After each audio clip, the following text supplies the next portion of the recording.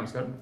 ఈరోజు మన భారతదేశంలో విమాన ప్రమాదాలకు సంబంధించి క్రాస్ చెక్ చేస్తున్నప్పుడు గతంలో రచ్చబండ కార్యక్రమంలో పాల్గొంటాకని చెప్పేసి బయలుదేరినటువంటి వైఎస్ రాజశేఖర రెడ్డి అతను పడినటువంటి సెక్రటరీలు, అదేవిధంగా పైలట్, రిమైనింగ్ వాళ్ళు దారుణంగా కొండల పేరు పావురాల గుట్ట క్రాష్ అయిపోయి దారుణంగా చనిపోయింది. అది హెలికాప్టర్. వాతావరణం అనుకూలించట్లేదని చెప్పినా సరే ఏం కదని చెప్పేసి ఆయన బయలుదేరాడు. ఇప్పుడు Ajit Pawar Maharashtra deputy CM, finance department మీద తర్వాత ప్రణాళిక సంఘం మంచి గ్రిప్ ఉన్నటువంటి అతను బారామతి అని చెప్పేసి వాళ్ళ ఏరియా అనుకోవచ్చు రకంగా. అక్కడి నుంచి లోకల్ బాడీ ఎన్నికలు, జిల్లా పరిషత్ ఎన్నికలకు సంబంధించేసి ప్రచారం నిర్వహించాలి.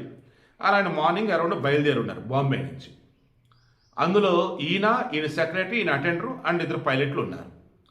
దాది ఎవరి కంపెనీ ఏంటి ఆ జెట్, ప్రైవేట్ జెట్, వెనకాల డీటెయిల్స్ అటాచ్ చేసి చూడండి. అది దిగుతున్న మూమెంట్లోనే చుట్టుపక్కల ఉన్న వాళ్ళు ఏదో తేడాగా ఉంది, ఏదో జరగబోతుందని చెప్పేసి భయపడ్డారట. వన్స్ ల్యాండ్ అయ్యి అవగానే క్రాష్ అయింది, బ్లాస్ట్ అయింది. దగ్గరికి వెళ్దామసరికి 5 సార్లు బ్లాస్ట్ అయింది. స్పాట్లోనే అజిత్ పవార్ సైతం చనిపోయారు.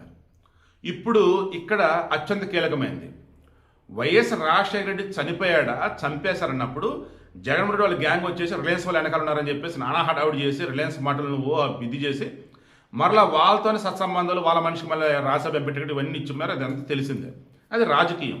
తండ్రి శవం ఇంటికి రాకముందే సంతకాల సేకరణ చేపట్టాడు సీఎం అవ్వడానికి. ఆయనే మనిషిని ఇప్పుడు చాలామంది అంటూనే ఉన్నారు.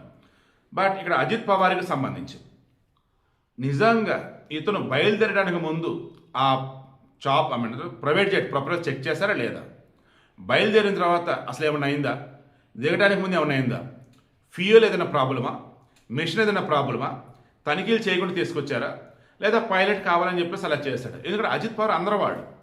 అతను 2019 తర్వాత బీజేపీతో కలగలిపి గవర్నమెంట్ ఫామ్ చేద్దాం చూశాడు. డిప్యూటీ సీఎం కూడా అన్నాడు. బట్ ఆ తర్వాత ఏమైందంటే మరలా వాళ్ళ పెదనాన్న, ఆయన పేరు శరద్ పవార్, మరలా ఆయన దగ్గరికి పోయాడు. బట్ 2023లో మాత్రము మరలా బీజేపీతో కలిపి గవర్నమెంట్ ఫామ్ చేశారు. ఇప్పుడు కూడా ఆయన డిప్యూటీ సీఎంగానే కంటిన్యూ అవుతూ ఉన్నారు. సో ఇటువంటి మూమెంట్లో మరలా మన లోకల్ బాడీ ఎలక్షన్స్ వచ్చినప్పుడు పించుపడేది ప్రాంతం అనేది ఉంటుంది.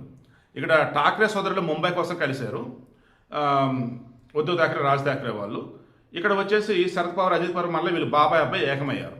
బట్ అనుకున్న వేళ రిజల్ట్స్ అయితే రాలేదు. ఇటువంటి మూమెంట్లో పాపం లోకల్ బాడీ ఎన్నికలైనా సత్తా చడని అనుకున్న మూమెంట్లో ఆయన ఫ్లైట్ క్రాష్ అయిపోయింది.